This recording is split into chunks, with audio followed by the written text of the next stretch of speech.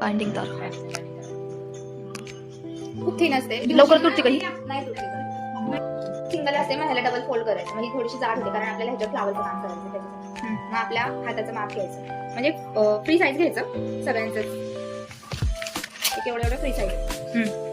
मग इथनं परत फक्त असं एक फोल्ड करायचं, परत डबल होऊन जातं.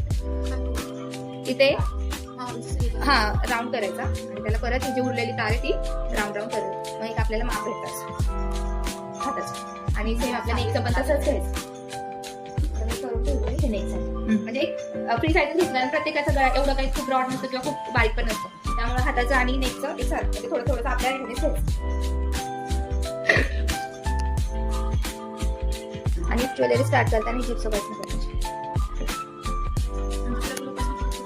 नाही जिप्सी का घ्यायचं, कारण एंड किंवा स्टार्ट ना, म्हणजे तो त्याचे बंच होतात ना, ते चांगले दिसतात त्याच्यासाठी.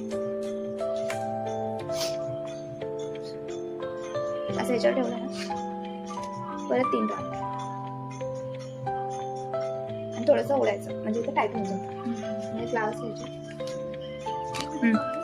बटन शेवंती, बटन शेवंती, बटन शेवंती ह्याच्यावर ठेवायचं. छोटे असल्यामुळे आपण 2-2 ठेवूया.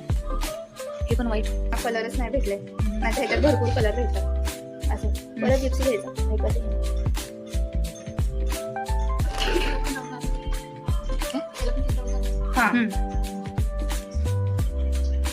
एकसारखं करायचं. हे जेवढं एकसारखं करा तेवढं फिनिशिंग मध्ये दिसतं.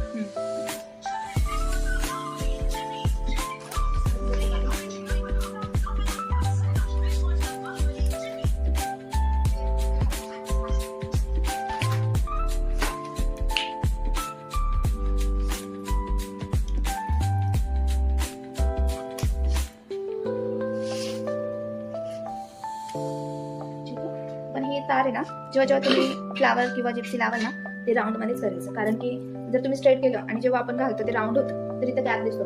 त्याच्यामुळे तुम्ही एक फ्लावर एक जिप्सी लावल्यानंतर हे राऊंड मध्येच करायचं, म्हणजे ती बाइंड होते ना, तर ते राऊंड मध्ये शेप मध्येच फ्लावर्स करायचे.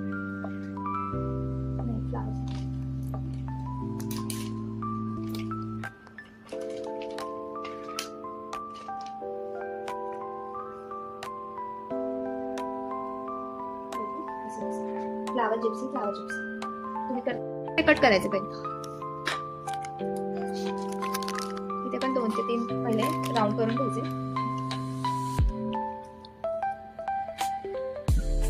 म्हणजे इथे हुक केलं ना आपण घेडला, तिथे फक्त अशी एक गाठ द्यायची.